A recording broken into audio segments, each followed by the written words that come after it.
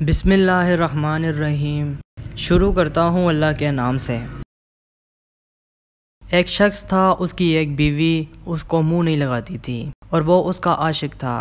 بیوی کی طبیعت شوہر سے نہیں ملتی تھی، اس لیے وہ طلاق لینا چاہتی تھی، مگر مرد طلاق نہیں دینا چاہتا تھا۔ ایک دن میاں بیوی بیٹھے بات چیت کر رہے تھے۔ بیوی کچھ کہہ رہی تھی، مرد نے کوئی جملہ کہا، بس وہ پھر چپ ہو کر بیٹھ گئی۔ مرد نے کہا، اگر صبح صادق سے پہلے تو نہ بولی تو تجھ پر طلاق ہے۔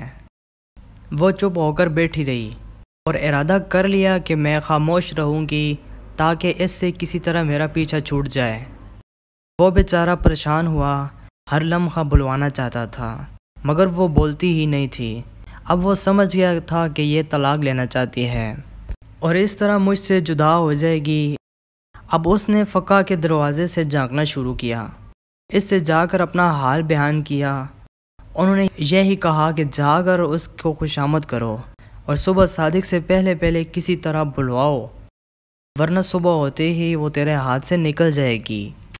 سب نے یہی جواب دیا۔ وہ ابو حنیفہ رحمۃ اللہ علیہ کے پاس پہنچا۔ وہ وہاں کا حاضر بادشاہ تھا۔ وہاں جا کر پریشان ہو کر بیٹھ گیا۔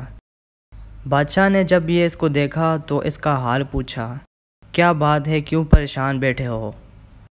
اس نے جواب دیا، حضرت بات یہ ہے کہ میں نے بیوی سے کہا اگر صبح صادق تک نہ بولی تو تجھ پر طلاق۔ اب وہ خاموش ہو کر بیٹھ گئی ہے۔ امام حنیفہ رحمۃ اللہ علیہ نے کہا، طلاق نہیں ہوگی، تم مطمئن رہو۔ امام حنیفہ رحمۃ اللہ علیہ کی یہ بات سننے کے بعد وہ مطمئن ہو گیا۔ فقہ نے امام صاحب پر طعن شروع کیا کہ وہ حرام کو حلال بتانا چاہتے ہیں۔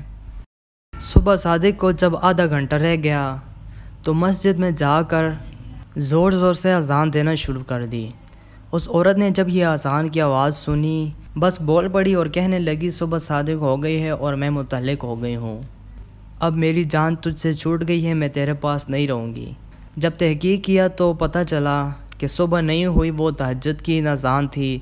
لوگ قائل ہو گئے کہ واقعی امام صاحب فقہ بھی ہیں اور متدبر بھی۔ دوستو، اگر آپ کو اسلامک سٹوریز، حدیث شریف، اقوال زرعی سننا پسند ہے تو ہمارے اس چینل کو ضرور سبسکرائب کر لیں اور ساتھ میں دیے گئے بیل پر کلک کریں۔